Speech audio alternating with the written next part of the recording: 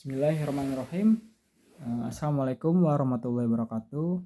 Saya Faris Amar Mujafar, NIM 1214030037 dari Manajemen Dakwah kelas 4A. Kali ini saya akan mereview buku, yaitu dengan judul Muhammad Sang Revolusioner. Penulisnya yaitu ada Maulana Muhammad Ali, dan tebal halamannya itu lumayan banyak, itu sekitar 360 halaman. Nah, jadi kenapa sih review buku ini? Karena sudah banyak gitu buku-buku yang menceritakan biografi Nabi Muhammad SAW, ya, mulai dari yang bersifat inklusif gitu, yaitu maksudnya menelaah tata cara Nabi Muhammad membangun rumah tangga, keteguhan hati, hingga yang eksklusif dalam artian wacana lengkap perihal Nabi Muhammad SAW mendakwahkan Islam sebagai agama yang mutlak dan benar. Jadi semua narasi dihidangkan, diracik dengan diksi-diksi yang menyentuh kalbu membaca. Tidak heran bila membaca biografi sang kekasih alam akan ada sesuatu yang hangat keluar dari pelupuk mata, lalu diusap tanpa sengaja.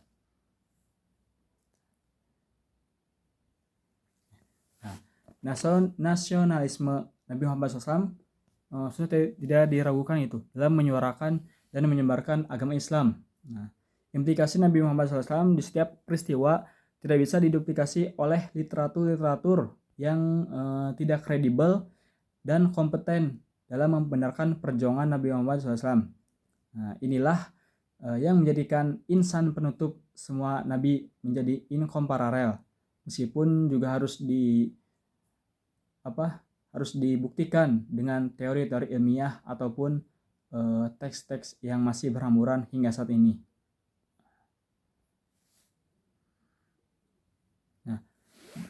Jadi Maulana Muhammad ini membuat buku ini ketika hadir gitu dalam waktu yang tepat dan pas gitu, yakni di mana hedonisme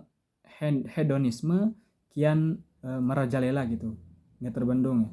Jadi buku ini sangat kognitif terhadap keterlibatan Muhammad SAW dan setiap momennya, baik yang menegangkan tatkala berhadapan dengan musuh ataupun membahagiakan dengan para sahabat. Buku yang sangat detail tentang kepersuasifan Nabi Muhammad SAW dalam mengajak umat manusia menyembah berhala gitu. Jadi zaman yang tidak ada pengetahuan, di mana keyakinan mendominasi segala lini kehidupan, kebiadaban dan ketidakprimanusiaan menjadi kebiasaan di setiap siklus kehidupan yang berjalan, bahkan mengakar kuat meskipun Nabi Muhammad SAW ada di tengah-tengah mereka gitu. Jadi kita ini memahami bahwa Nabi Muhammad SAW diutus untuk menyempurnakan akhlak serta memfinalisasikan agama Islam sebagai petunjuk menuju Shiratal Mustaqim. Mobilisasi Nabi Muhammad dijelaskan dalam buku ini dalam menggerakkan metode dakwahnya, yakni yang awalnya sembunyi-sembunyi, kemudian dakwah secara terang-terangan yang terus sekarang digalang oleh generasi-generasi selanjutnya gitu, yaitu para pemuda di berbagai media elektronik ataupun media internet. Jadi membuktikan juga bahwa Nabi Muhammad SAW tidak main-main gitu.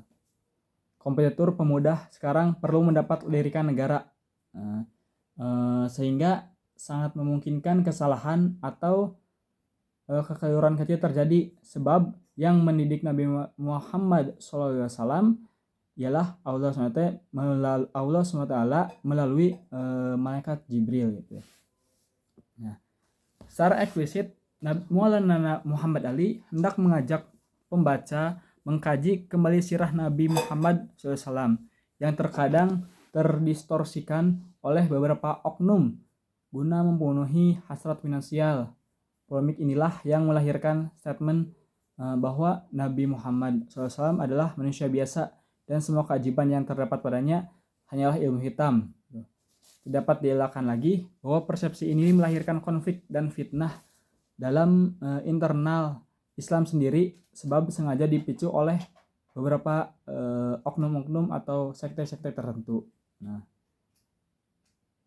Maulana Muhammad Ali juga menuliskan mengonfirmasikan dan menegaskan bahwa Nabi Muhammad SAW sangat menjaga populisme Islam. Nah, ini bagian dari retorika Nabi Muhammad SAW dalam menggalangkan serta menentaskan persoalan dan polemik historis. Barangkali apa yang dilakukan Nabi Muhammad juga bisa dieksekusi para pemimpin-pemimpin negara saat ini yang penuh, contohnya Indonesia gitu.